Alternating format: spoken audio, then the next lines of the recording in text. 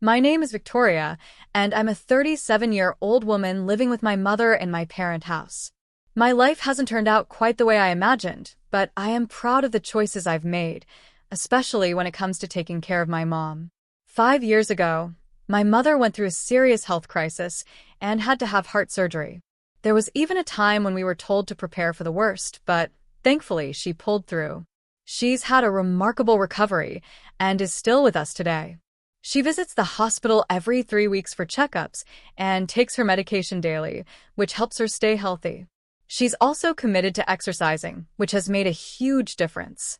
Since her illness, I've dedicated myself to helping her live a comfortable and happy life. I work full-time and life is busy, but I still look forward to weekends when we can spend time together. One of our favorite things to do is try out new cafes nearby. Just last week, I heard about a place that serves a special strawberry parfait, and I suggested we go check it out this weekend. Mom, how about a trip to the new cafe this Sunday? They have a strawberry parfait I think you'd love. She smiled and agreed. That sounds delicious, Victoria. I'm looking forward to it. Moments like these make all the hard work worthwhile. My mother and I both cherish our little outings, which give us something to look forward to amidst our busy schedules. It's these small joys that help us both keep going. However, things aren't easy at home, especially with my family situation. After my father passed away, my brother and his wife treated me poorly. They see me as a burden for still living at home, but I stay because I want to be there for my mother. My brother, who believes he's the rightful heir to manage our family's company, shouted at me to leave the house. His wife even threw water at me and laughed, mocking me for being dependent on my mother. They don't understand my situation or respect my role as my mother's caregiver. I won't tolerate being treated this way any longer. I've decided to cut ties with them completely and will take any steps necessary to defend myself and my mother. Even though my life has had its ups and downs, I'm proud to support my mother and lead an independent life, even if it looks different from what others expect. I may not have married or started a family of my own as I once dreamed, but I am strong, and I find joy and purpose in caring for my mom and building a life that suits us both. I've put a lot of effort into supporting my mother's treatment and helping her stay healthy. Most of the time, she has to be careful about her diet and follow specific restrictions. However, once a month, her doctor gives her permission to eat whatever she likes, and we both look forward to this special day. It's our chance to go out and enjoy a nice meal together, and she truly loves this little treat. You might think it's unusual for a 37-year-old to still be living at home and going on outings with her mother, but these moments are precious to me, and they make me happy. My father is not very talkative, but he enjoys listening to our conversations. He often tells us, "Listening to you two feels like watching a comedy show." My mom and I just laugh, saying, "We're just having some girl talks." My father works hard running his own company, so he comes home tired each evening. His routine is simple. He likes to sit on the living room sofa, relax with a beer, and watch TV. Over the years, he's handed some responsibilities over to his employees, so his work isn't as physically demanding as it used to be, but he still puts in a lot of effort. I admire my father for working so hard for our family every day.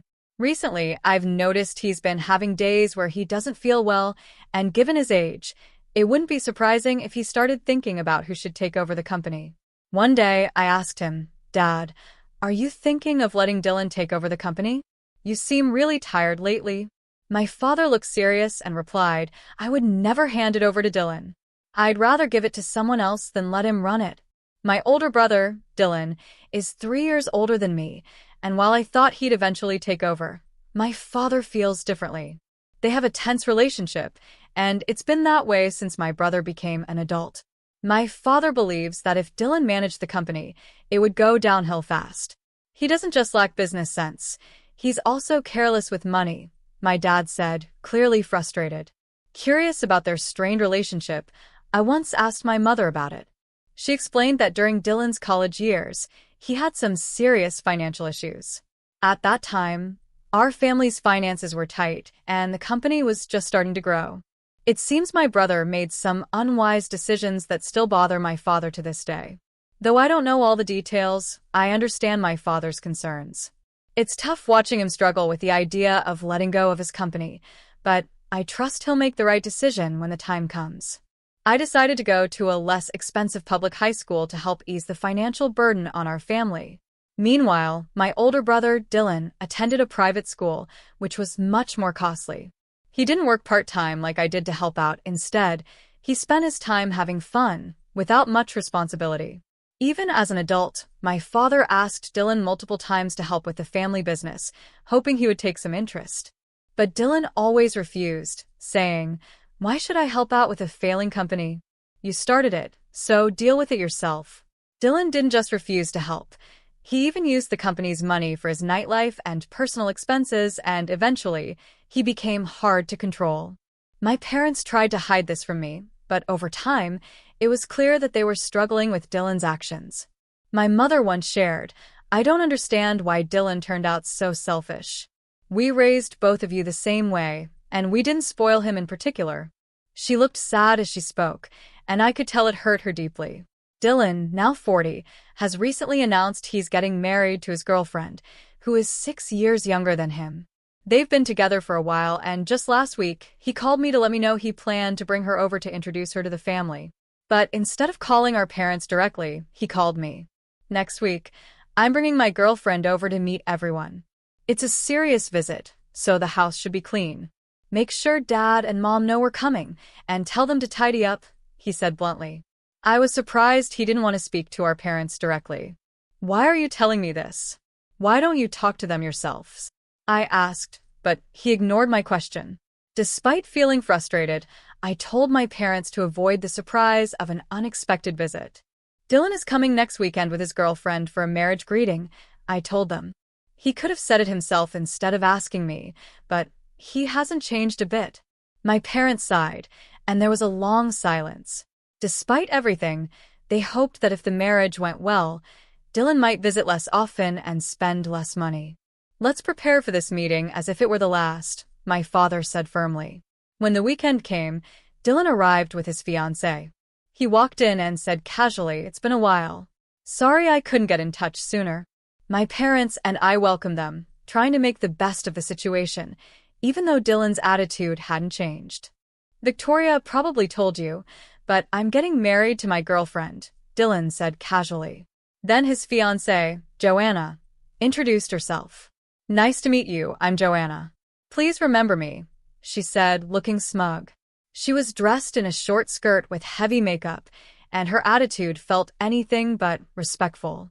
Her smirk and the way she carried herself didn't seem appropriate for a first-time greeting, especially for a marriage introduction. My family was shocked, but Dylan didn't seem bothered. It was almost as if he found her attitude normal. To break the tension, my mother asked politely, "Joanna, do you work somewhere?" Joanna looked annoyed and replied, "Work? No, I'm not working right now. Is that a problem?" Then she added, "I plan to be a housewife. I have no intention of working after marriage, and I definitely won't be helping out with your family business." No one had even mentioned our father's company, yet Joanna threw this comment in as if she was trying to pick a fight. Her words made my parents and me uncomfortable, but we decided to stay calm and let it go. After Dylan and Joanna left, we had a long conversation about it. What was she thinking, acting like that? She talked as if our family business meant nothing, my father said angrily. What does he see in someone so rude and full of herself? Are people like that these days? My mother added, sounding upset. No, Mom. Not everyone is like that, I replied, trying to reassure her. That evening, Dylan and Joanna were the only topic of conversation at our dinner table. We all agreed it would be best to keep some distance from Dylan and his future wife. 10 days later, Dylan called me again. We're moving forward with the marriage. We'll register it soon and plan the wedding ceremony later. Make sure to tell Dad and Mom to prepare a wedding gift. And since you're working, I'm counting on you to give a decent gift, too, he said, almost as if it was my responsibility. To avoid any complaints, I gave Dylan a generous gift. Later, Joanna called to thank me, but I could hear her chewing on food during the call. Thanks for the gift money, she said. I thought your father's company was struggling, so I'm lucky to get anything at all. What? Struggling? I asked, shocked. My father's company isn't huge, but it's stable with around 50 employees, and there's no financial trouble. Her comment showed how little she knew or cared about her family. It left me even more certain that keeping our distance from them was the best choice. When I questioned Joanna about her rude comments, she just laughed mockingly. Feeling upset and hurt, I quickly ended the call. Her words, which seemed to insult my father, left me feeling sad and angry. Then, about a month later, something unexpected happened in our family. I had taken a day off work to accompany my mom to her regular hospital checkup. That morning, our home phone, rarely used and nearly forgotten, suddenly rang. We had even thought about canceling our landline service, so hearing it ring caught me off guard. I picked it up, and it was one of my father's employees on the line. I could hear panic in his trembling voice. Something terrible has happened. The president suddenly clutched his chest and collapsed. We called an ambulance, and he's being taken to the hospital. Could you please come right away? He said. My mother, who was getting ready for her checkup, saw the look on my face and immediately knew something was wrong. Victoria, what happened? Is everything okay? Dad collapsed and has been taken to the hospital by ambulance. We need to hurry, Mom. Without wasting any time, we grabbed a taxi and headed to the hospital. During the ride, we both felt a heavy sense of worry, but kept praying for my dad's safety. Once we arrived, we rushed to the reception, gave my father's name, and were directed to the emergency department. A nurse with a serious expression came over and guided us to a room. With trembling hands, I opened the door and saw my father lying on the bed. He was gone. My mother and I stood there in shock, unable to speak, as the doctor gently explained what had happened. When the ambulance arrived, he was already in cardiac arrest. We tried everything we could to revive him, but he never regained consciousness. I'm very sorry, he said. My father had suffered an acute heart attack, and despite all their efforts, they couldn't save him. The suddenness of it was hard to accept. But seeing his calm and peaceful expression, I felt a small bit of relief, thinking he might finally be at rest after working so hard for us all his life. I had informed my brother, Dylan, about what happened while we were on our way to the hospital. His response, however, was cold. I'm at work and can't just leave like you can. It's probably nothing serious, so don't make such a big deal out of it, he said before hanging up abruptly. Even after losing our father, Dylan's behavior showed no change. His lack of concern felt like yet another blow, but at that moment, all I could focus on was my mother and dealing with our grief. When I told Dylan about our father's passing, his reply was heartless. I see, well, I guess it was just his time. Better that than him becoming an old burden, he said. I was shocked. How could he be so cold? While my mother and I were deeply grieving, his words made me feel disgusted with him. Still, even in our sadness, life didn't pause for us. We had to make the funeral arrangements and deal with everything that comes after. As we prepared for the funeral, I started to think about my father's company. What will happen to the company? There are employees who depend on it, I whispered to myself. Hearing this, my mother took out a thick notebook. This is your father's guide for running the business. He worked on this for years, putting in all his knowledge and experience. If you're willing, Victoria, he wanted you to take over. What do you think? She asked. The notebook was packed with my father's insights and strategies for the company. Holding it, I felt his presence and dedication. Even though I was still grieving, I knew that after the funeral, I'd have to step up. I'll do it, Mom. I'll try my best, I said, feeling a sense of duty. Deep down, I had always thought that one day I might need to take over the family business. The day of the funeral came quickly, and to my shock, Dylan and his wife showed no respect for the occasion. During the service, they made a completely inappropriate statement. Victoria, how long do you plan to keep living off our parents and staying in this house? Dylan sneered. What are you talking about? I asked, completely confused as to why they would bring this up during the funeral. You're just a freeloader here, he continued, as the eldest son. I'm taking over the company. You need to pack your things and get out of here. You're too old to be living off Mom. Get a life and be independent. His wife then picked up a glass of water and threw it in my face, laughing loudly. I was humiliated and furious. This was too much. There was no reason for them to treat me this way, especially at such a sensitive time. I couldn't stay silent anymore. I decided right then that I would cut ties with Dylan and his wife.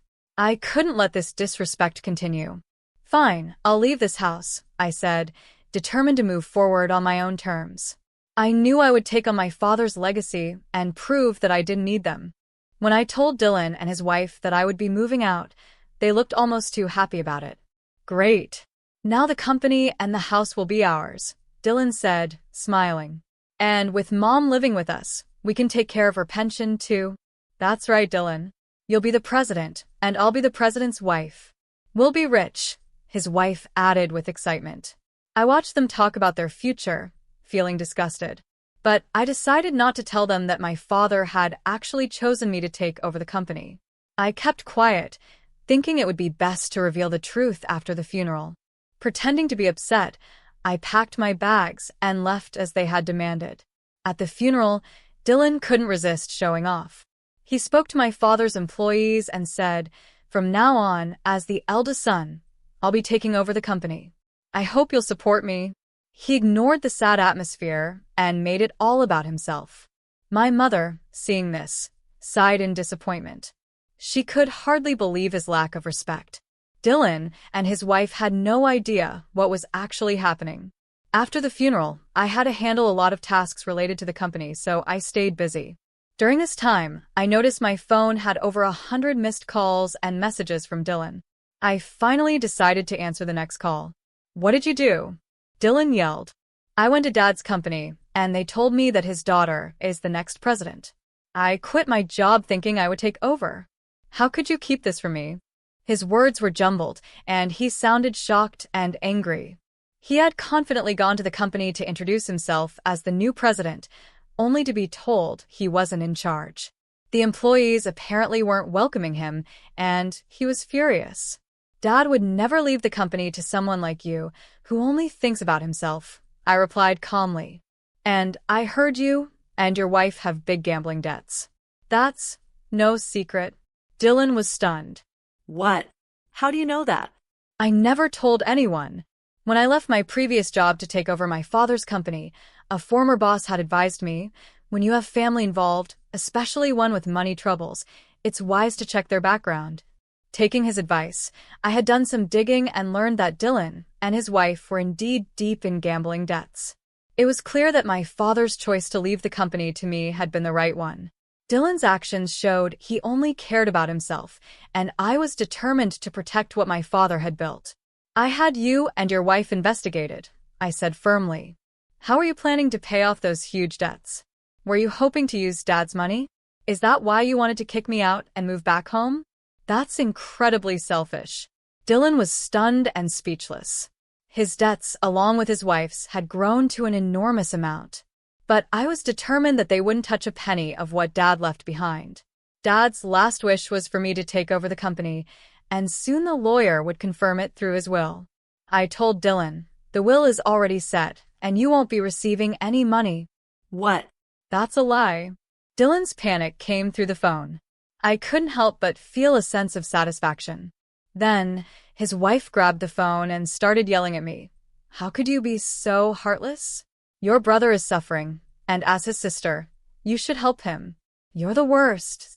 I could have argued back, but it didn't seem worth it. Calmly, I replied, "You made those debts. They are not my responsibility or Mom's. Please don't contact us again.